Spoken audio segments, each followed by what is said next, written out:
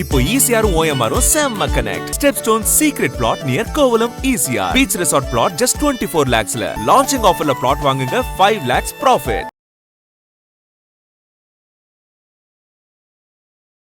ஒரு பெண்ணை இன்னுமே நம்ம ஒரு செக்ஷுவல் ஃபிகராகவே பார்த்துக்கிட்டு இருக்கிறத இன்னும் இந்த சொசைட்டி மாற்றிக்கலைங்கிறது இது ரெண்டு மிகப்பெரிய காரணம் இந்த மாதிரியான பிரச்சனைகளை நம்ம மாற்றுறதுக்கு.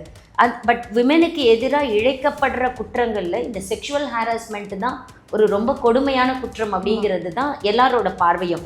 எந்த பெண்ணாலையும் முதல் நாளே அண்டர்ஸ்டாண்ட் பண்ணிக்க முடியாது. இப்போ முதல் நாள் ஒரு அப்ரிசியேஷன் வருதுன்னு வச்சுக்கோங்களேன், சூப்பராக இருக்கே நீ அப்படின்னு ஒருத்தர் சொல்கிறாருன்னா அன்னைக்கே அவரை அவங்களால கேள்வி கேட்க முடியுமா? இல்லை அன்னைக்கே அவர் பேசுறது தப்பான இன்டென்ஷனில் தான் பேசுகிறாருன்னு அவங்களால ஜட்ஜ் பண்ண முடியாது.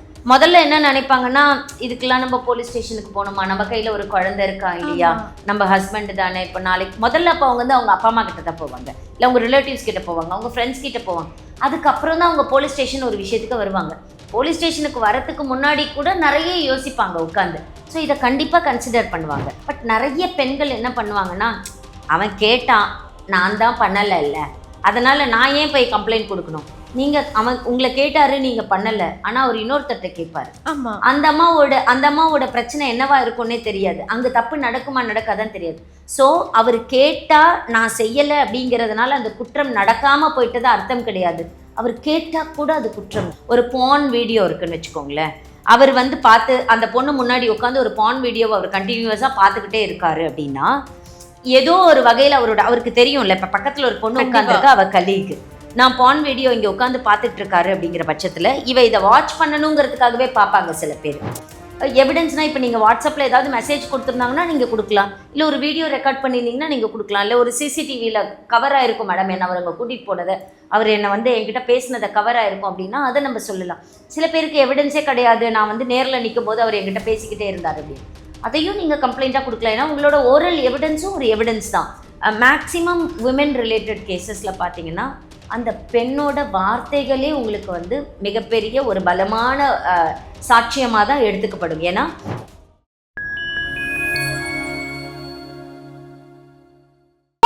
நேயர்களுக்கு வணக்கம். இன்னைக்கு நம்ம கூட அட்வொகேட் ராஜேஸ்வரி மேம் இணைஞ்சிருக்காங்க. வணக்கம் மேம். வணக்கம். ஓகே மேம், இப்போ சமீப காலமாகவே பெண்களுக்கு எதிரான குற்றங்கள் நிறைய தொடர்ந்து நடந்துகிட்டே தான் இருக்குது. அதில் முக்கியமான ஒன்று தான் ஒர்க் பிளேஸ் ஹராஸ்மெண்ட். பெண்கள் ஆல்ரெடி நிறைய ஸ்ட்ரகிள்ஸை தாண்டி தான் ஒர்க்குன்ற ஒரு விஷயத்துக்கே போகிறாங்க. அதுவுமே பல காலமாக போகாமல் இப்போ கொஞ்ச நாளாக தான் இந்த ஒர்க் இந்த மாதிரிலாம் ஒரு விஷயம் நடந்துட்டு இருக்கு. ஆனால் அவ்வளோ ஸ்ட்ரகிள்ஸ் தாண்டி இந்த ஒர்க் பிளேஸ்லையுமே ஒரு செக்ஷுவலாக ஹராஸ் பண்ணப்படுறது இப்படின்ற விஷயம் தொடர்ந்து நடந்துட்டு தான் வருது. ஸோ இதை பற்றி என்ன நினைக்கிறீங்க மேம்? இந்த ஒர்க் பிளேசஸ் ஹாரஸ்மெண்ட் அப்படிங்கிறது எதனால் அப்படின்னு கேட்டிங்கன்னா, முதல்ல இந்த பெண்கள் ஒரு வல்னரபிள் போர்ஷன் எப்போவுமே ரொம்ப ஈஸியாக அவங்க வல்னரபிளாக இருப்பாங்க அப்படிங்கிறது தான் மென்னோட பாயிண்ட் ஆஃப் வியூவில் இருந்து. அவங்கக்கிட்ட நம்ம சொன்னால் அவங்கள நம்ம மாற்றிடலாம். இன்னொன்று, அவங்க இப்போ தான் வெளியிலேருந்து வராங்க. இந்த விமெனுக்கு எந்த இடத்துல வல்னரபிளாக மாறுவாங்க அப்படின்னா, இந்த ஒர்க் லைஃப்பை பேலன்ஸ் பண்ண முடியாது அவங்களால. அவங்களுக்கு வீட்டில் இருக்கக்கூடிய, இப்போ வேலைக்கு போகிற பெண்களுக்கு, இப்போ ஆண்களுக்கு பார்த்திங்கன்னா காலையில் எழுந்திருப்பாங்க, அவங்க வீட்டில் எந்த மாதிரி பெரிய ப்ரெஷர்ஸ் இருக்காது, சாதாரணமான அசிஸ்ட் பண்ணுற வேலைகள் தான் இருக்கும். அதுக்கப்புறம் நேராக ஜாபுக்கு போயிடுவாங்க, ஜாப் முடிச்சுட்டு வீட்டுக்கு போவாங்க.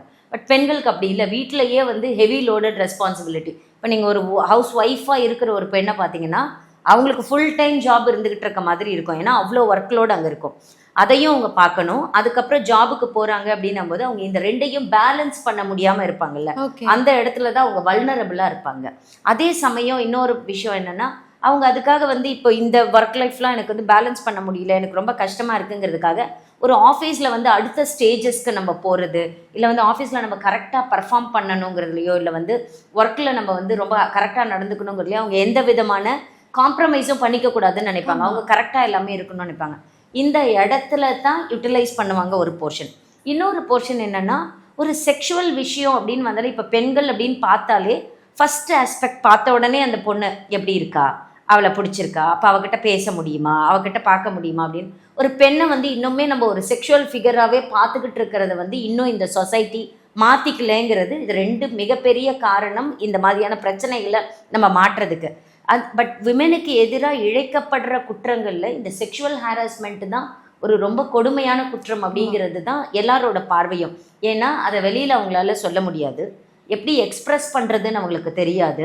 ரெண்டாவது அதில் உண்மையிலேயே என்ன வலி இருக்குது அப்படிங்கிறத அவங்க வந்து உணர வைக்க முடியாது. ஒரு பெண்ணுக்கு பிடிக்காத ஒரு விஷயத்த, இல்லை பொண்ணுக்கு வந்து அவளை பிடிக்காத கோணத்தில் ஒருத்தர் பார்த்தாலே அது அவளுக்கு ஒரு பெரிய மென்டல் ஹாரஸ்மெண்ட்டு தான். அதை வந்து நிறைய பேரால் உணர முடியறதில்ல அப்படிங்கிறது தான். பட் இப்போ வந்து இந்த சட்டத்தை தடுக்க முடியாது அப்படின்னு நீங்கள் வந்து என்ன, இந்த குற்றம் இருக்கு இல்லைங்களா, இந்த குற்றம் வந்து இந்த குற்றத்தை 3 வகையில் நம்ம பார்க்கணும். முதல் விஷயம், இந்த குற்றத்தை தடுக்க முடியுமா, குற்றம் நடக்காமலே தடுக்க முடியுமா அப்படிங்கிறத நம்ம பார்க்கணும். அப்படி ஒரு குற்றம் நடந்திருக்கு அப்படின்னா அதை குறைக்கிறது எப்படின்னு நம்ம பார்க்கணும். நடந்து இருந்தது அப்படின்னா அதை நம்ம எப்படி சரி பண்ணுறது, அந்த பெண்ணுக்கு எப்படி வந்து ஒரு நீதி கிடைக்கிற அளவுக்கு பார்க்குறதுன்னு. இப்போ பாஷ் ஆக்ட் இருக்கு இல்லையா, அதாவது sexual harassment of women at work places ஆக்ட்னு ஒரு ஆக்ட் செப்பரேட்டாக போட்டிருக்காங்க. இந்த ஆக்ட் இந்த 3ஐயுமே ஹைலைட் பண்ணுது. Prevention, prohibition and redressal. எப்படி ப்ரிவென்ட் பண்ணுறது அப்படின்னு கேட்டிங்கன்னா அவேர்னஸ் க்ரியேட் பண்ணுறது. எந்த அளவுக்கு நீங்கள் அவேர்னஸ் க்ரியேட் பண்ணுறீங்களோ அந்த அளவுக்கு வந்து தப்பு பண்ணுறவங்களுக்கு இது தப்பு பண்ணக்கூடாது, நம்ம பண்ணினோன்னா இதில் இந்த ப்ராப்ளம்ஸ் இருக்குது அப்படின்னு அவங்களுக்கு தெரியறது. இன்னொரு அவேர்னஸ் விமென் சைடில், இந்த பிரச்சனை இருந்தால் நம்ம போய் ரீச் பண்ணலாம் போல இருக்குது, இதுக்கு நம்ம வந்து பாதுகாப்பு தேடலாம் போல இருக்குது, இதுக்கு நம்ம வந்து நம்மளுக்கு ஒரு நிவாரணம் கிடைக்கும் போல இருக்குன்னு அவங்களுக்கு ஒரு அவேர்னஸ். ஸோ இந்த அவேர்னஸ் மூலமாக நம்மளால் ப்ரிவெண்ட் பண்ணிட முடியும் அப்படிங்கிறது ஃபஸ்ட்டு. இது தப்பு தான் நம்மளுக்கு நடக்கிறது, இதை நம்ம வந்து எதிர்த்து கேட்கலான்னு நினைக்கிறது. ப்ரொஹிபிஷன் எப்படின்னா, நீங்கள் இதனால் நடக்கக்கூடிய குற்றங்களை விசாரித்து அது மேலே நீங்கள் நடவடிக்கை எடுத்து இதன் மூலமாக குற்றங்களை குறைக்கிறது ஒரு பக்கம். ரெட்ரெசல் வந்து இப்போ வந்து ரொம்ப பெரிய குற்றமாக நடக்காமல் அது ஆரம்பத்திலேயே தெரிஞ்சுக்கிட்டாங்க அப்படிங்கும்போது அதில் ஒரு சரியான நிவாரணம், 2 பேரையும் உட்கார வச்சு பேசி தேவையான கவுன்சிலிங்ஸ் கொடுத்து அதை கரெக்டாக அவங்களால அட்ரஸ் பண்ணிட முடியுமான்றது பார்க்கணும். இது எல்லாத்தையுமே பாஷ் ஆக்ட் நம்மளுக்கு இப்போ டீல் பண்ணுது. நடக்கிறதுக்கான காரணம் அப்படின்னா விமெனோட வல்னரபிலிட்டி தான் முதல் ரீசன் அப்படிங்கிறது. அவங்க வெளியே சொல்ல மாட்டாங்க அப்படின்றதுமே ஒரு பெரிய ரீசனா இருக்கு. இதை வெளியில சொல்ல மாட்டாங்கங்கிறது ஒரு பக்கம், ஏன்னா அவங்க வந்து சொசைட்டியை பார்த்து பயப்படுறாங்கங்கிறது ஒரு மிகப்பெரிய ரீசன். இதை நம்ம போய் சொன்னோம்னா நம்மள தப்பா கேட்பாங்க. ஏன்னா இன்னமே நம்ம அப்படிதான் சொசைட்டி பார்க்குறாங்க. நம்ம போய் சொன்ன உடனே நீ என்ன பண்ணியிருப்ப, நீ என்ன நடந்து, இதையே நீ நேத்தே வந்து சொல்லலை, இதையே நீ முந்தா நாளே வந்து சொல்லன. எந்த பெண்ணாலையும் முதல் நாளே அண்டர்ஸ்டாண்ட் பண்ணிக்க முடியாது. இப்போ முதல் நாள் ஒரு அப்ரிசியேஷன் வருதுன்னு வச்சுக்கோங்களேன், சூப்பராக இருக்கே நீ அப்படின்னு ஒருத்தர் சொல்கிறாருன்னா அன்னைக்கே அவரை வந்து அவங்களால கேள்வி கேட்க முடியுமா, இல்லை அன்னைக்கே அவர் பேசுறது தப்பான இன்டென்ஷனில் தான் பேசுகிறாருன்னு அவங்களால ஜட்ஜ் பண்ண முடியாது. அதை ரியலைஸ் பண்ணுறதுக்கே ஒரு டைம் பீரியட். அவங்க போகிற போக்கில் கூட அந்த வார்த்தையை கேட்டுட்டு அவங்க போயிடலாம். பட் இப்போ ஒரு சொசைட்டியோட கொஷின் எப்படி இருக்கும்னா, நாளைக்கு ஒரு பிரச்சனைன்னு போய் போங்க, அவன் முதல் நாள் சொல்லும் போதே நீ ஏன் கேட்கல, நீ ஏன் அன்னைக்கே நீ வந்து அப்ஜெக்ட் பண்ணலை அப்படிங்கிற ஒரு கொஷின். இந்த ஜட்ஜ்மெண்ட்டுக்கு பயந்தே பொண்ணுங்க வெளியில் சொல்கிறதில்ல, ஃபஸ்ட்டு விஷயம்.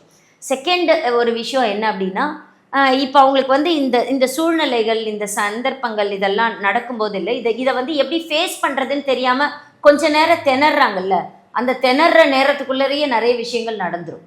நிறைய நேரங்களில் நீங்கள் குற்றங்கள் எப்படி நடக்கும்னு பார்த்தீங்கன்னா, இது என்ன நடக்குது நம்மளை சுற்றி ஏதோ ஒரு பிரச்சனை நடக்குதோ, நம்ம இதில் மாட்டிப்போமோன்னு நினச்சி நீங்கள் சுதாரிக்கிறதுக்குள்ளேயே நடந்து முடிஞ்சிடும். இந்த மாதிரியான ஹராஸ்மெண்ட் கூட அப்படி தான். இப்போ என்னென்னா, ஒரு ஆஃபீஸ் ஸ்டாஃப் இருக்காருன்னு வச்சுக்கோங்களேன், அவர் வந்து ஒரு மெசேஜ் அனுப்புகிறாரு. அவர் மெசேஜ் அனுப்பும்போது ஒரு ஆஃபீஸ் ஸ்டாஃபாக, ஒரு கலீகா, இல்லை அவரோட சீனியராக இருக்காருன்னா அந்த பொண்ணு சாதாரணமாக ரிப்ளை பண்ணி தானே ஆகணும். ஸோ அப்போ அவங்க ரிப்ளை பண்ணுவாங்க. இல்லை ஒரு சாதாரணமாக ஒரு கமெண்ட்டு, இன்னைக்கு நீ ரொம்ப நல்லா பண்ணியிருந்த, இந்த ஒர்க்கு நல்லா இருந்தது உன்னோடது அப்படின்னாருன்னா தேங்க்யூ அப்படின்னு அந்த பொண்ணு சொல்லி தான் ஆகணும். அங்கேருந்து தான் அவங்க டெவலப் பண்ணவே ஆரம்பிப்பாங்க. எப்போ அவரோட இன்டென்ஷன் மாறுது அப்படின்றது அந்த பொண்ணால் கண்டுபிடிக்க முடியாது. ஆனால் அந்த பொண்ணுக்கு என்ன ஒரு பயம் இருக்குன்னா, ஆரம்பத்துலேருந்தே நம்ம பேசினதெல்லாம் காட்டிடுவாங்களோ. இப்போ இந்த பொண்ணு கூட ஒரு தடவை ஒரு மெசேஜ் போடும்போது ஒரு தேங்க்யூன்னு சொல்லி ஒரு ஸ்மைலி போட்டிருக்கலாம், இல்லை ஒரு ஹார்ட்டின் போட்டிருக்கலாம். நாளைக்கு அதெல்லாம் இந்த உலகம் எப்படி இன்டர்பிரட் பண்ண போகிறதுங்கிறது.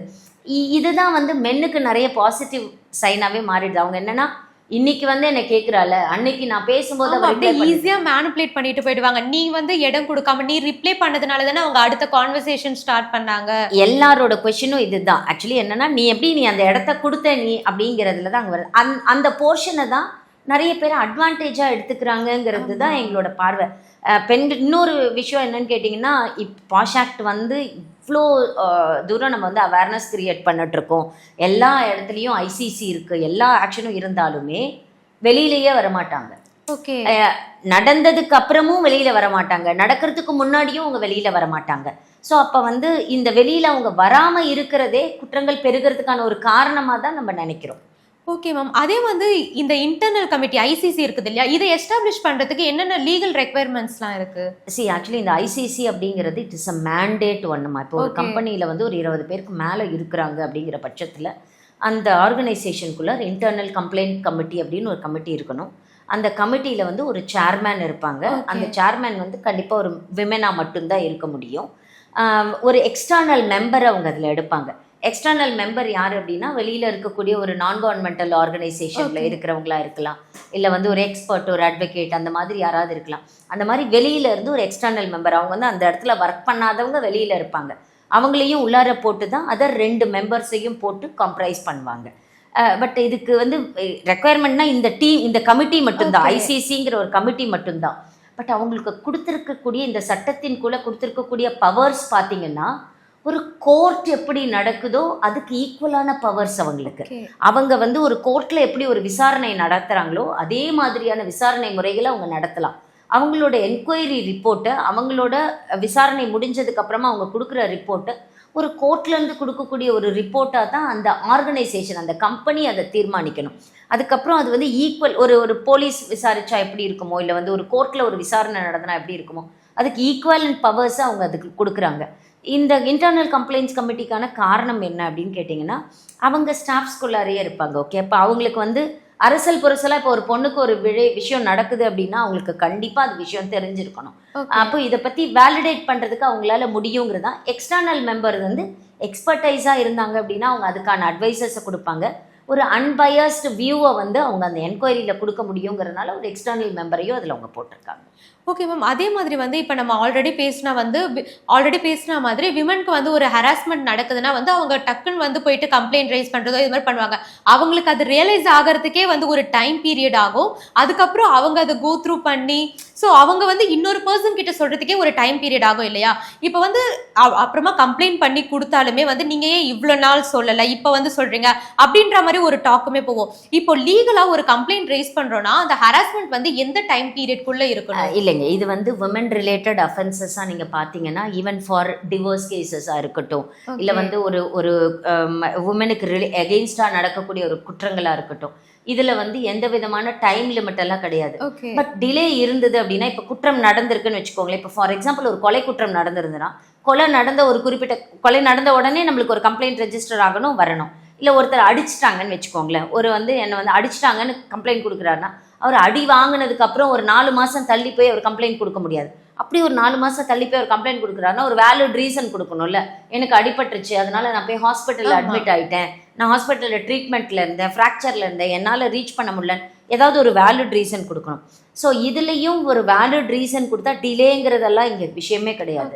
அவங்க எப்போ அதை ரியலைஸ் பண்ணுறாங்களோ, அவங்க எப்போ அதை வந்து இதுக்கு மேலே என்னால் பேர் பண்ண முடியல, நான் வந்து நான் கம்ப்ளைண்ட் கொடுத்து தான் ஆகணும்னு அவங்க வராங்களோ, கண்டிப்பாக நீங்கள் வந்து ஏன் நீங்கள் முதல் நாளே வரல, ஏன் நீங்கள் 2வது நாளே வரல அப்படிங்கிறதுலாம் விசாரணையில் ஒரு கேள்வியாக இருக்கலாமே ஒழிய, பட் நடந்த குற்றத்தை வந்து சரின்னு பண்ணுறதுக்கு அந்த டிலே ஒரு காரணமாக எப்பவும் இருக்க போகிறதுல பெண்களுக்கு எதிரான குற்றங்கள்ல. ஏன்னா கோர்ட் நிறைய விஷயங்கள்ல ஈவன் ஒரு ஜட்மெண்ட்ஸ்லாம் கூட சொல்லியிருக்காங்க, பெண்கள் வந்து வரதுக்கு முன்னாடி இப்போ வீட்லேயே ஒரு டொமஸ்டிக் வயலன்ஸ் நடந்தால் கூட முதல்ல என்ன நினைப்பாங்கன்னா, இதுக்கெல்லாம் நம்ம போலீஸ் ஸ்டேஷனுக்கு போகணுமா, நம்ம கையில் ஒரு குழந்தை இருக்கா இல்லையா, நம்ம ஹஸ்பண்ட் தானே, இப்போ நாளைக்கு முதல்ல அப்போ அவங்க வந்து அவங்க அப்பா அம்மா கிட்ட தான் போவாங்க, இல்லை அவங்க ரிலேட்டிவ்ஸ் கிட்ட போவாங்க, அவங்க ஃப்ரெண்ட்ஸ் கிட்ட போவாங்க. அதுக்கப்புறம் தான் அவங்க போலீஸ் ஸ்டேஷன் ஒரு விஷயத்துக்கு வருவாங்க. போலீஸ் ஸ்டேஷனுக்கு வரத்துக்கு முன்னாடி கூட நிறைய யோசிப்பாங்க உட்காந்து. ஸோ இதை கண்டிப்பாக கன்சிடர் பண்ணுவாங்க. பட் இந்த மாதிரி பாஷ் கேசஸில் என்னென்னா, இப்போ ஒர்க் பிளேசஸில் நடக்கக்கூடிய ஹராஸ்மெண்ட்டில் என்னென்னா, கண்டிப்பாக நாங்கள் வந்து பெண்களுக்கு அவேர்னஸ் இருக்கணுங்கிறத சொல்கிறோம். எவ்வளோ அர்லி பீரியடில் நீங்கள் அட்ரஸ் பண்ணுறீங்களோ அவ்வளோ அர்லியாக உங்களுக்கு ஏற்படக்கூடிய பாதிப்புகள் குறையும் அப்படிங்கிறது தான். இப்போ நீங்கள் செக்ஷுவல் ஹாரஸ்மெண்ட் அப்படிங்கிற பாயிண்டில் பண்ணால், செக்ஷுவலி அந்த பொண்ணு ஏதாவது ஃபிசிக்கலாக பாதிக்கப்பட்டிருக்கா அப்படிங்கிற பட்சம்ங்கிறது அது கடைசி கட்டம். அது வந்து அந்த பொண்ணுக்கு ஏற்படக்கூடிய மிகப்பெரிய பாதிப்பு அப்படிங்கிறது தான்.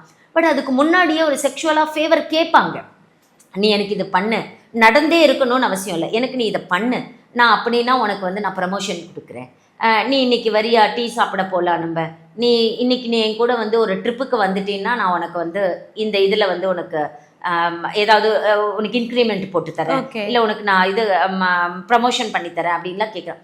இது வந்து ஒரு ஃபேவர் கேட்குறாங்க அப்படின்னா அந்த டைம்லேயே கூட வரலாம். பட் நிறைய பெண்கள் என்ன பண்ணுவாங்கன்னா, அவன் கேட்டான் நான் தான் பண்ணலை இல்லை, அதனால நான் ஏன் போய் கம்ப்ளைண்ட் கொடுக்கணும்? நீங்க உங்களை கேட்டாரு, நீங்க பண்ணல, ஆனா அவர் இன்னொருத்தட்ட கேட்பாரு. ஆமா, அந்த அம்மாவோட பிரச்சனை என்னவா இருக்கும்னே தெரியாது, அங்க தப்பு நடக்குமா நடக்காதான் தெரியாது. ஸோ அவர் கேட்டா நான் செய்யலை அப்படிங்கிறதுனால அந்த குற்றம் நடக்காம போயிட்டது அர்த்தம் கிடையாது. அவர் கேட்டா கூட அது குற்றம் தான். நீங்க அந்த ஆக்ட்ல பாத்தீங்கன்னா எது இதெல்லாம் குற்றம். இப்போ ஃபார் எக்ஸாம்பிள் ஒரு பான் வீடியோ இருக்குன்னு வச்சுக்கோங்களேன். அவர் வந்து பார்த்து அந்த பொண்ணு முன்னாடி உட்காந்து ஒரு பான் வீடியோவை அவர் கண்டினியூஸா பார்த்துக்கிட்டே இருக்காரு அப்படின்னா ஏதோ ஒரு வகையில் அவருக்கு தெரியும்ல, இப்போ பக்கத்தில் ஒரு பொண்ணு உட்காந்துருக்கா, அவ கலீக், நான் பான் வீடியோ இங்கே உட்காந்து பார்த்துட்டு இருக்காரு அப்படிங்கிற பட்சத்தில் இவ இதை வாட்ச் பண்ணணுங்கிறதுக்காகவே பார்ப்பாங்க சில பேர். இவ பார்த்தா இதை எப்படி ரியாக்ட் பண்ணுறா, அதை எப்படி அவங்க நினச்சிப்பாங்கன்னா இவ உண்மையிலேயே நம்ம கேட்டால் செய்வாளா, நம்ம சொல்கிறதுக்கு இவ மாறுவாளா, இவளுக்கும் இந்த பான் வீடியோஸில் எதனாவது இன்ட்ரெஸ்ட் இருக்கா, இவளும் அந்த மாதிரி ஏதாவது இன்ட்ரெஸ்டட் கேர்ளான்னு தெரிஞ்சுக்கிறதுக்காக சில பேர் பான் வீடியோஸ் பார்ப்பாங்க. இப்போ ஆனால் இவங்க என்ன நினைப்பாங்கன்னா அவனா பார்த்துட்டு இருக்கா, நான் ஏன் வந்து இதுக்கெல்லாம் போய் கம்ப்ளைண்ட் கொடுக்கணும், இதெல்லாம் நான் ஏன் பார்க்கணும். அவரோட இன்டென்ஷனே அங்கே பேட் இல்லை. ஸோ அந்த இன்டென்ஷனை நீங்கள் ஸ்டாப் பண்ணணும்னா இமீடியட்லி நீங்கள் ஒரு ஆக்ஷனில் எடுக்கணும். இல்லை ஏதோ ஒரு விஷயத்தை வந்து திருப்பி சொல்கிறாரு. அந்த ஆக்டில் வந்து நிறைய விஷயங்களை தெளிவாக சொல்லியிருப்பாங்க. நம்மளுக்கு தெரியாது எதெல்லாம் வந்து இதில் குற்றத்தின் கீழே வரும், இதில் நம்ம எதுக்கெல்லாம் நம்ம கம்ப்ளைண்ட் கொடுக்கலாம். ஒரு பொண்ணை வந்து ரிப்பீட்டடாக வந்து அவளோட ஃபிசிக்கல் இதை பற்றி ஃபீச்சர்ஸை பற்றி ஒருத்தர் கமெண்ட் பாஸ் பண்ணிக்கிட்டே இருக்காரு அப்படின்னா அது இதுக்குள்ள நீங்கள் வந்து கம்ப்ளைண்ட்டில் கொடுக்கலாம். ஒரு வீடியோ பார்க்குறாரு அப்படின்னா, இல்லை அவளை பற்றி செக்ஷுவலாக ஒரு கமெண்ட் பாஸ் பண்ணுறாரு அப்படின்னா அதை நம்ம கொடுக்கலாம். இல்லை வந்து நீங்கள் கண்டிப்பாக இவங்களுக்கு விருப்பம் இல்லாத சமயங்களில் நீ என் கூட வெளியில் ட்ராவல் பண்ணணும் அப்படின்னு நினச்சா கம்ப்ளைண்ட் கொடுக்கலாம். நிறைய பேர் என்னென்னா இந்த ஒர்க் பிளேஸ் அப்படிங்கிறது எதுங்கிறதுலையே நிறைய பேருக்கு பிரச்சனை இருக்கும். என் ஆஃபீஸ்க்குள்ளே நடக்கலை, அவர் வந்து நாங்கள் அங்கே செமினாருக்கு போயிருந்தோம், அந்த இடத்துல அவருக்கு நடந்தது அந்த மாதிரி. ஆனால் நீங்கள் கிளைண்ட் பிளேசஸில் நடந்தால் கூட சரிதான், நீங்கள் செமினாருக்கு போன இடத்துல நடந்தாலும் சரிதான், வேலை நிமித்தமாக நீங்கள் எங்கே இருக்கும்போது பண்ணினாலும் அது குற்றம் தான். அதே மாதிரி வேலையை காரணமாக வச்சு உங்ககிட்ட ஃபேவர் எக்ஸ்பெக்ட் பண்ணினாலும் அது கூட குற்றம் தான். ஸோ இந்த விஷயங்கள் எல்லாம் வந்து நிறைய பேருக்கு தெரியாது. அதனால் உங்களுக்கு எந்த ஸ்டேஜில் வந்து கம்ப்ளைண்ட் கொடுக்கணும்னு தெரியாது. பட் ஏன் நீ இந்த ஸ்டேஜில் வர அப்படிங்கிறது ஒரு கொஷினாக இருக்கலாம். ஏன்னா அதுக்கான ஆன்சர் பண்ண வேண்டிய கடமை நம்மளுக்கு இருக்குங்கிறதுக்காக கொஷின் இருக்கும். அங்கே அந்த கொஷின்னால் நீங்கள் டிலேவாக வந்தீங்க அப்படிங்கிறதுக்காக உங்களுக்கு ஏற்பட்ட பாதிப்பு வந்து பாதிப்பு கிடையாதுன்னு எந்த இடத்துலையும் தீர்மானிக்க மாட்டாங்க. பட் early complaints உங்களோட பிரச்சனைகளை உங்களோட பாதிப்புகளை கொஞ்சம் சீக்கிரமாக குறைக்கும் அப்படிங்கிறது தான் நாங்கள் சொல்கிற விஷயம். Okay ma'am. அதே மாதிரி இப்போ நீங்கள் சொன்ன மாதிரி பார்க்கும்போது நானுமே இது வரைக்கும் என்ன நடிச்சுட்டு இருந்தேன்னா, இப்போ ஒரு ஹராஸ்மெண்ட் அப்படின்னா வந்து ஃபிசிக்கலாக பண்ணுறது மட்டும்தான், இந்த மாதிரி மெசேஜ் பாஸ் பண்ணுறது, ஸோ இது எல்லாமே வந்து கம்ப்ளைண்ட் ரைஸ் பண்ணுற அளவுக்கு வந்து அதை ஹராஸ்மெண்ட்டாக பெருசாக எடுத்துக்க மாட்டாங்கன்னு தான் நினச்சிட்டு இருந்தேன். இப்போ நீங்கள் சொன்ன அப்புறம் தான் எனக்கு இது எல்லாமே கூட ஹராஸ்மெண்ட்டில் வரும் அப்படின்னு. ஸோ என்னன்னா இப்போ நிறைய பெண்களுக்கு வந்து எதுக்கு கம்ப்ளைண்ட் கொடுக்கலாம், இந்த விஷயத்துக்கு தான் எக்ஸ்ட்ரீமாக போனால் மட்டும்தான் வந்து கம்ப்ளைண்ட் எடுத்துப்பாங்க அப்படின்ற ஒரு டவுட்டுமே வந்து நிறைய பேருக்கு தான் இருக்குது. ஸோ அது மட்டும் இல்லாமல் நம்ம இன்னொரு சைடு பார்த்தோம்னா இப்போ எந்தெந்த மாதிரியான விஷயங்கள் எல்லாம் வந்து எவிடன்ஸாக எடுத்துப்பாங்க. இப்போ டிஜிட்டலாக இப்போ இருக்க மெசேஜஸ், ஸோ இது எல்லாமே வந்து எவிடன்ஸாக எடுத்துப்பாங்க. 100% உங்களோட டிஜிட்டல் எவிடன்ஸஸ் இப்போ அக்செப்ட் பண்ணிக்கிறாங்க. அது கோர்ட்டில் கூட இந்தியன் எவிடன்ஸ் ஆக்ட் படி உங்களோட டிஜிட்டல் எவிடன்சஸ் ஃபோனில் வாட்ஸ்அப்பில் இருக்கிறது, வாட்ஸ்அப் சேட்ஸாக இருக்கிறது, வீடியோஸாக இருக்கிறது, இது எல்லாமே. பட் கோர்ட்டில் இப்போ எப்படின்னு கேட்டிங்கன்னா நீங்கள் ஒரு டிஜிட்டல் எவிடன்ஸ் கொடுக்குறீங்க அப்படின்னா நீங்கள் எந்த ஃபோனில் நீங்கள் ரெக்கார்ட் பண்ணீங்க, இப்போ அந்த ரெக்கார்டிங்கில் இருந்து நீங்கள் வேறு ஒரு பென்ட்ரைவுக்கு மாற்றிருக்கீங்க அப்படின்னா நான் ஒரு இந்த பென்ட்ரைவுக்கு எதுலேருந்து நீங்கள் மாற்றினீங்க, இல்லை எந்த சிஸ்டம்லேருந்து நீங்கள் டவுன்லோட் பண்ணீங்க அப்படிங்கிற கம்ப்ளீட் டீட்டெயில்ஸ், அந்த ஃபோன் ஒர்க்கிங் ஸ்டேஜில் இருந்ததா எல்லா டீட்டெயில்ஸையும் நீங்கள் வந்து கோர்ட்டுக்கு கொடுக்கணும். அதே மாதிரி தான் உங்களுக்கு பாஷன். அதான் சொன்னேன், ஐசிசி வந்து கம்ப்ளீட்டாக கோர்ட்டில் எப்படி ஒரு என்கொயரி நடக்குதோ அதே மாதிரி தான். அதனால் உங்களோட எவிடன்சஸ் என்ன இருந்தாலும் அதில் நீங்கள் கொடுக்கலாம். இது சில விஷயங்கள் என்னென்னா எனக்கு எவிடன்ஸே இல்லையே மேடம், அப்போ நான் எப்படி கம்ப்ளைண்ட் கொடுக்குறதுன்னு கேட்பாங்க. எவிடன்ஸ்னால் இப்போ நீங்கள் வாட்ஸ்அப்பில் ஏதாவது மெசேஜ் கொடுத்துருந்தாங்கன்னா நீங்கள் கொடுக்கலாம், இல்லை ஒரு வீடியோ ரெக்கார்ட் பண்ணியிருந்தீங்கன்னா நீங்கள் கொடுக்கலாம், இல்லை ஒரு சிசிடிவியில் கவராக இருக்கும் மேடம் என்ன அவர் அங்கே கூட்டிகிட்டு போனதை, அவர் என்னை வந்து என்கிட்ட பேசினதை கவராக இருக்கும் அப்படின்னா அதை நம்ம சொல்லலாம். சில பேருக்கு எவிடன்ஸே கிடையாது, நான் வந்து நேரில் நிற்கும் போது அவர் என்கிட்ட பேசிக்கிட்டே இருந்தார் அப்படின்னு, அதையும் நீங்கள் கம்ப்ளைண்ட்டாக கொடுக்கலாம். ஏன்னா உங்களோட ஓரல் எவிடன்ஸும் ஒரு எவிடன்ஸ் தான். மேக்ஸிமம் விமென் ரிலேட்டட் கேசஸில் பார்த்தீங்கன்னா அந்த பெண்ணோட வார்த்தைகளே உங்களுக்கு வந்து மிகப்பெரிய ஒரு பலமான சாட்சியமாக தான் எடுத்துக்கப்படும். ஏன்னா ஒருத்தர் வந்து ஒரு பொண்ணுக்கிட்ட வந்து ஒரு ஃபிசிக்கலாக ஃபேவர் எடுக்கிறாரு, இல்லை வந்து செக்ஷுவல் ஃபேவர் எடுக்கும்போது 4 பேரை சுற்றி வச்சுக்கிட்டு எடுக்க முடியாது. அப்போ அவளோட எவிடன்ஸ் என்ன இருக்குது அப்படிங்கிறது அங்கே ரொம்ப முக்கியம். அதில் சரௌண்டிங் உங்களுக்கு அடிஷ்னலாக உங்களுக்கு எவிடன்சஸ் என்னென்ன இருக்கோ அந்த எல்லா எவிடன்ஸஸையும் அதில் எடுத்துக்கலாம். கோர்ட்டில் நீங்கள் என்ன மாதிரியான சாட்சியங்களை கொடுத்தா எடுத்துப்பாங்களோ அது எல்லா சாட்சியங்களும் ஐசிசிலையும் கண்டிப்பாக கவர் பண்ணும். Okay ma'am. அதே மாதிரி வந்து every coin has a two சைடுன்ற மாதிரி இந்த சைடு வந்து பெண்கள் வந்து எந்த அளவுக்கு வந்து இந்த ஹராஸ்மெண்ட்டை வந்து ஃபேஸ் பண்ணுறாங்களோ, இன்னொரு சைடு வந்து சிலர் வந்து நம்ம எல்லாரையுமே சொல்லிட முடியாது, சில பெண்கள் வந்து இந்த ஆக்ட் இது எல்லாமே வச்சு வந்து மிஸ்யூஸ் பண்ணிட்டு தான் இருக்காங்க. ஸோ இப்போ வந்து ஒருத்தவங்க பாஷ் கம்ப்ளைண்ட் கொடுக்குறாங்கன்னா அது வந்து டக்குன்னு எதுவுமே வந்து விசாரிக்காம ஆக்ஷன் எடுத்துருவாங்களா, இல்லைன்னா எந்த மாதிரியான ஸ்டேஜஸ்லாம் தாண்டி ஆக்ஷன் எடுப்பாங்க? இது ரொம்ப இந்த மிஸ்யூஸை தடுக்கிறது மிகப்பெரிய முக்கியமான விஷயமா தான் நாங்கள் பார்க்குறோம். ஏன்னா ஒரு சட்டத்தோட மிகப்பெரிய பலம் என்ன அப்படின்னா, அது சரியான வகையில் அது வந்து எப்போனாலும் எக்ஸிக்யூட் பண்ணப்படணும். அது வந்து ஒரு சரியான முறையில் எக்ஸிக்யூட் பண்ணப்பட்டாதான் அந்த சட்டத்தோட எய்மை நம்ம வந்து எய்ம் அண்ட் அப்ஜெக்டிவ்ஸை நம்ம வந்து அச்சீவ் பண்ணியிருக்கோம்னு அர்த்தமாகும். இப்போ இந்த மாதிரி ஐசிசியில் எப்படின்னா ஒரு கம்ப்ளைண்ட் முதல்ல கொடுப்பாங்க. கம்ப்ளைண்ட் கொடுத்த உடனே ஐசிசி முதல்ல அதை வாங்கிட்டு அதை முதல்ல விசாரணையை அவங்க ஆரம்பிப்பாங்க. 2 பேரையும் முதல்ல இவங்களோட கம்ப்ளைண்ட்டில் ப்ரைமா ஃபேசி, அதாவது பேசிக் இது இருக்கான்னு. நிறைய கம்ப்ளைண்ட்ஸ் எப்படி இருக்கும் அப்படின்னா, வேலை செய்யலைன்னு திட்டியிருப்பார், நீ வந்து சரியாக வேலை செய்ய மாட்டேங்கிற, எஃபிஷியண்ட்டாக இருக்க மாட்டேங்கிறாங்க அப்படின்னு எல்லாம் திட்டியிருப்பார். அவங்க அந்த திட்டின வார்த்தைகள் எல்லாம் வச்சு சில நேரங்களில் கம்ப்ளைண்ட் வரும். பட் அந்த ஆக்ட் ரொம்ப அழகாக சொல்லுது செக்ஷுவல் ஹாரஸ்மெண்ட். அதனால தான் அந்த வார்த்தைகளை நாங்கள் அழுத்தி சொல்கிறோம். அங்கே வந்து ஒரு செக்ஷுவல் ஃபேவர் இருக்கணும், அந்த பொண்ணுக்கு ஒரு செக்ஷுவல் ஹாரஸ்மெண்ட் நடக்கிறதுக்கு. அது செக்ஷுவல் ஹாரஸ்மெண்ட்டுங்கிறது ஃபிசிக்கலாக தான் இருக்கணும்னு இல்லை, மென்டலாக கூட ஒரு ஹாரஸ்மெண்ட் இருந்தது அப்படின்னா கன்சிடர் பண்ணுவாங்க. ஸோ அவங்க விசாரணை ஆரம்பிப்பாங்க. விசாரணையை நடத்தி முடித்து அவங்க அதில் வந்து நியாயம் இருக்குது அப்படின்னு சொல்லி ஐசிசி நினச்சிட்டாங்க அப்படின்னா அவங்க முதல்ல அந்த கம்பெனிக்கு ஒரு ரிப்போர்ட் நடத்துவாங்க. அது வந்து நடந்திருக்கிற குற்றம் என்ன, அதில் ஏற்பட்டிருக்கக்கூடிய பாதிப்புகள் என்ன அப்படிங்கிறத பொறுத்தி தான் அவங்களோட ரிப்போர்ட் இருக்கும். இப்போ ரொம்ப அவர்கிட்ட இப்படி தப்பு இருக்குன்னா அவரை சஸ்பெண்ட் பண்ண ரெக்கமெண்ட் பண்ணலாம், இல்லை நீங்கள் வந்து அவரை டிஸ்மிஸ் பண்ணுங்கன்னு சொல்லி கூட ரெக்கமெண்ட் பண்ணலாம். இல்லை அவருக்கு வந்து இது ஒரு சைக்காட்ரிக் ப்ராப்ளம் மாதிரி இருக்குது, அவருக்கு ஒரு சைக்காட்ரிக் ட்ரீட்மெண்ட் கொடுக்கணும் அப்படின்னாலும் அவங்க அதை சொல்லலாம். ஸோ இந்த எந்த மாதிரியான ரெக்கமெண்டேஷனையும் அவங்க வந்து கம்பெனிக்கு அனுப்பலாம். அதுக்கப்புறம் இதில் குற்றம் நடந்திருக்கு அப்படின்னு அவங்க நினச்சாங்க அப்படின்னா அதை வந்து போலீஸ் ஸ்டேஷனுக்கு ஃபார்வர்ட் பண்ணி அதை ஒரு கம்ப்ளைண்ட் ஆஃப் எஃப்ஐஆராக ரெஜிஸ்டர் பண்ண சொல்லி அதுலேயும் அவங்க நடத்தலாம். அதுக்கப்புறம் என்னென்னா, ஒருவேளை அந்த பொண்ணுக்கு வந்து ஏற்பட்டிருக்க பாதிப்பை, அவளுக்கு வந்து ஒரு மெடிக்கல் அசிஸ்டன்ஸ் தேவைப்படுது, இல்லை வந்து அவளுக்கு வந்து நல்ல உள ரீதியாக மன ரீதியாக அவளுக்கு பாதிப்பு ஏற்பட்டிருக்கு அப்படின்னா அவரை காம்பன்சேட் பண்ணலாம். அந்த காம்பன்சேஷனுக்கு இவரோட சேலரியை பிடிச்சி அந்த பொண்ணுக்கு காம்பன்சேஷன் கொடுக்க சொல்லலாம். இது எல்லாமே வந்து இந்த பெண்களுக்கானது. அதே சமயம் ஒரு அப்யூசிவ் மிஸ்யூஸ் பண்ணுற மாதிரி ஒரு கம்ப்ளைண்ட்டாக இருந்தால் அதையும் அவங்க விசாரித்து இது ஒரு மிஸ்யூஸ் கம்ப்ளைண்ட்டு, நீங்கள் வந்து வாண்டடாக அவரை நீங்கள் வந்து கஷ்டப்படுத்துறதுக்காக நீங்கள் போட்டிருக்கீங்க அப்படின்னு நினச்சி அந்த பொண்ணுக்கான வார்னிங்கையும் அவங்க கரெக்டாக கொடுக்கலாம்.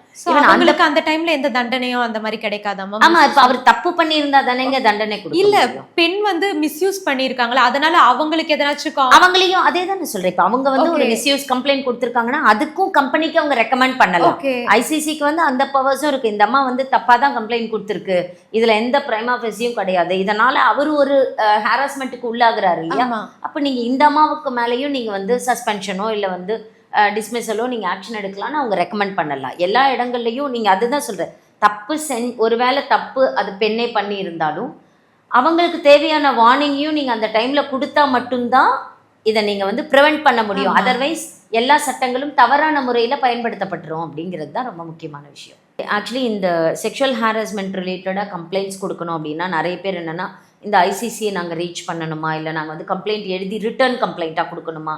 ஆக்சுவலி ரிட்டர்ன் கம்ப்ளைண்ட் தான் கொடுக்கணும். அவங்க ரிட்டர்னாக என்ன நடந்திருக்குங்கிறத எழுதி தான் அவங்க கொடுக்கணும். என்னென்ன டேட்டில் என்னென்ன மாதிரி நடந்தது, அவர் என்னென்ன மாதிரி அப்ரோச் பண்ணார் அப்படிங்கிறதெல்லாம் எழுதி தான் அவங்க கொடுக்கணும். அதர்வைஸ் ஒரு ஆன்லைன் போர்ட்டல் ஷீபாக்ஸ்னு ஒன்று இருக்குது. அந்த ஆன்லைன் போர்ட்டல்லையும் அவங்க அந்த கம்ப்ளைண்ட்டை செக்ஷுவல் ஹாரஸ்மெண்ட் ரிலேட்டடாக இருந்தால் அவங்க அதுலேயும் கொடுக்கலாம். ஷீபாக்ஸ்னு போட்டாலே அந்த போர்ட்டல் ஓப்பன் ஆகும், அதில் கூட அவங்க அந்த கம்ப்ளைண்ட் கொடுக்கலாம். அந்த கம்ப்ளைண்ட் கன்சிடரிங் எந்த ஒரு அத்தாரிட்டிக்கு போகணுமோ அந்த அத்தாரிட்டிக்கு ஆட்டோமேட்டிக்காக போய் அவங்க ஆக்ஷன் எடுப்பாங்க. ஒருவேளை இப்போ இந்த கம்ப்ளைண்ட்டை வந்து ஐசிசிக்கு கொடுக்குறாங்க, அவங்க ஐசிசியில் வந்து ஒரு சரியான நடவடிக்கை எடுக்கலை அப்படின்னா அதுக்கு மேல் நடவடிக்கை அவங்களும் சரியாக விசாரிக்கலைங்களே அப்படின்னு சொல்லி அதுக்கு மேலேயும் அவங்க கம்ப்ளைண்ட்ஸ் கொடுக்கலாம். இப்போ இந்த ஐசிசியில் வந்து விசாரணை நடத்துகிற முறைகளில் வந்து அவங்க ரொம்ப முக்கியமாக தெரிஞ்சுக்க வேண்டிய விஷயம் என்னென்னா, நிறைய பெண்கள் என்னென்னா இது வந்து உடனே என்னை பற்றி எல்லா இடத்துக்கும் பரவிடும், எல்லாரும் இதை பற்றி பேச ஆரம்பிச்சிருவாங்கன்னு நினச்சி தான் இதில் வரதில்லை. இந்த ஆக்ட்லயே வந்து என்னென்னா, எந்த அளவுக்கு அவங்களுக்கு வந்து ப்ரைவசி கொடுக்கணுமோ, எந்த அளவுக்கு வந்து இதை வந்து ஒரு சீக்ரஸி மெயின்டைன் பண்ணணுமோ அந்த சீக்ரஸியை மெயின்டைன் பண்ண சொல்லி ஐசிசிக்கு கொடுத்துருக்காங்க. ஸோ வந்து மேக்சிமம் அந்த பொண்ணோட பெயரோ இல்லை அந்த சம்மந்தப்பட்ட நபரோட பெயரோ வெளியில் விசாரணை முடிஞ்சு அந்த தெரிகிற வரைக்குமே வெளியில் வந்து தெரியாமல் பார்த்துக்க வேண்டியது ஐசிசியோட மிகப்பெரிய கடமை. ஏன்னா ஐசிசி அதை செய்யலை அப்படின்னா வெளிவர பெண்களோட எண்ணிக்கை ரொம்ப குறைஞ்சிரும். ஒரு என்கொயரி நடந்தது ஒரு பயாஸ்டாக இருக்கிற மாதிரியான ஒரு பார்வையை தான் வெளியில் கொடுக்கும். ஸோ அந்த பெண்கள் அந்த நடவடிக்கை முடிகிற வரைக்கும் அந்த என்கொயரி பாஸ் ஆகிற வரைக்கும் ஒரு சீக்ரஸியை மெயின்டைன் பண்ண வேண்டியது மிகப்பெரிய விஷயம் அப்படின்னு நான் நினைக்கிறேன். ஓகே மேம், இது நீங்கள் சொன்ன நிறைய லாஸ் வந்து நிறைய பெண்களுக்கு வந்து தெரியாது. எல்லாருமே வந்து இது செக்ஷுவலாக ஃபிசிக்கலாக யாராச்சும் ஹராஸ் பண்ணால் மட்டும்தான் வந்து கம்ப்ளைண்ட் ரைஸ் பண்ணோம் அப்படின்னு நினச்சிட்டு இருந்தாங்க. இப்போ நீங்கள் சொன்ன அப்புறம் தான் வந்து இந்த மாதிரி வேர்பலான இதுக்கு கூட நம்ம கம்ப்ளைண்ட் கொடுக்கலாம் அப்படின்ற விஷயமே தெரிஞ்சுது. ஸோ நிறைய விஷயங்களை வந்து ரொம்பவே தெளிவாகவும் பொறுமையாகவும் பதிலளிச்சிங்க. உங்களுடைய நேரத்துக்கு ரொம்பவே நன்றி மேம்.